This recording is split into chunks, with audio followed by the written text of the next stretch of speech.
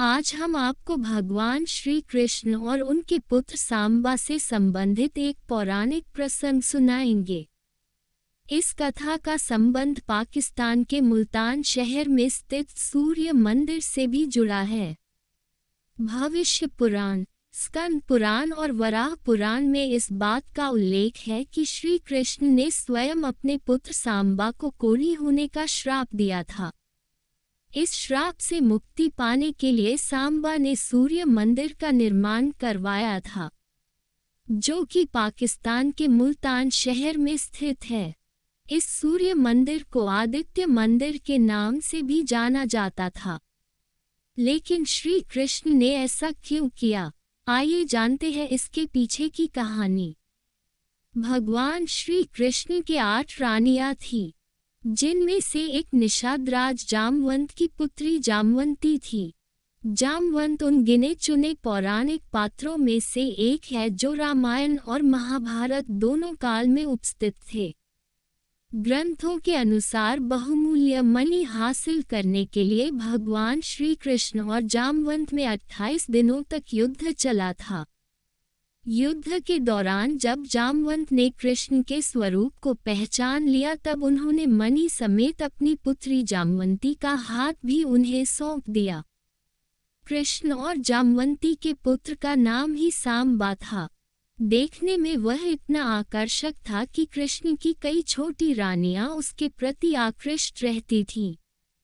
एक दिन कृष्ण की एक रानी ने सांबा की पत्नी का रूप धारण कर सांबा को आलिंगन में भर लिया। उसी समय कृष्ण ने ऐसा करते हुए देख लिया। क्रोधित होते हुए कृष्ण ने अपने ही पुत्र को कोढ़ी हो जाने और मृत्यु के पश्चात डाकुओं द्वारा उसकी पत्नियों को अपहरण कर ले जाने का श्राप दिया। पुराण में वर्णित है कि महर्षि कटक ने सांबा को इस कोढ़ से मुक्ति पाने हेतु सूर्य देव की आराधना करने के लिए कहा। तब सांबा ने चंद्रभागा नदी के किनारे मित्रवन में सूर्य देव का मंदिर बनवाया और 12 वर्षों तक उन्होंने सूर्य देव की कड़ी तपस्या की। उसी दिन के बाद से आज तक चंद्रभागा नदी को कोढ़ ठीक करने वाली नदी के रूप में ख्याति मिली है। मान्यता है कि इस नदी में स्नान करने वाले व्यक्ति का कोढ़ जल्दी ठीक हो जाता है। चीन के रहने वाले प्रसिद्ध बौद्ध भिक्षु शुयांग, जो भारत में बौद्ध धर्म ग्रंथ पढ़ने आए थे, उन्होंने भारत के अलग अलग राज्यों का विचरण कर वहां के इतिहास को जानने का प्रयास किया। ज़ैंग ने कई ऐसे स्थानों और धार्मिक स्थलों के प्रति भी दुनिया का ध्यान आकर्षित किया। 641 ईस्वी में शुयांग इस स्थान पर आए थे। उनका कहना था कि मंदिर में स्थित सूर्य देव की मूर्ति सोने की बनी हुई थी, जिनकी आंखों की जगह पर बहुमूल्य रूबी पत्थर लगाया गया था। सोने चांदी से बने मंदिर के खंभों पर बेशकीमती पत्थर जड़े हुए थे। रोजाना काफी संख्या में हिंदू धर्म के अनुयायी इस मंदिर में पूजा करने आते थे। बौद्ध भिक्षु के अनुसार उन्होंने यहाँ देवदासियों को भी नृत्य करते देखा था। सूर्य देव के अलावा भगवान शिव और बुद्ध की मूर्ति भी इस मंदिर में विराजित थी। लेकिन समय के साथ साथ इस मंदिर का सुनहरा काल भी समाप्त होता चला गया। मुहम्मद बिन कासिम की सेना ने जब मुल्तान को अपने शासन में ले लिया, तब यही मंदिर उनकी सरकार की आय का एक बड़ा साधन साबित हुआ। कासिम ने इस मंदिर में लगे बेशकीमती पत्थर, सोने, चांदी, सब कुछ वे लूट कर ले गए।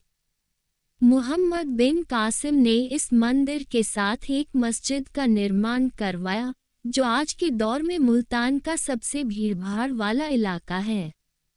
इसके बाद कोई हिंदू राजा मुल्तान पर आक्रमण न कर पाए, इसके सूर्य मंदिर को एक हथियार के तौर पर इस्तेमाल किया गया। दरअसल जो भी हिंदू शासक मुल्तान की ओर आक्रमण करने बढ़ता था, कासिम उसे यह धमकी देता था कि अगर वह मुल्तान पर आक्रमण करते हैं तो कासिम सूर्य मंदिर को तबाह कर देगा। 10वीं शताब्दी में जब अल-बरून मुल्तान ने दौरे पर गए थे, तब उन्होंने इस मंदिर का पूरा ब्यौरा दिया। उनके अनुसार 1026 ईस्वी में मुहम्मद गजनी ने इस मंदिर को पूरी तरह तोड़ डाला था। बरुन के अनुसार 11वीं शताब्दी में कोई भी हिंदू अनुयायी इस मंदिर के दर्शन करने नहीं आ सका, क्योंकि तब तक गजनी इसे पूरी तरह तबाह कर चुका था और दोबारा कभी इस मंदिर को बनाने का प्रयास तक नहीं किया गया।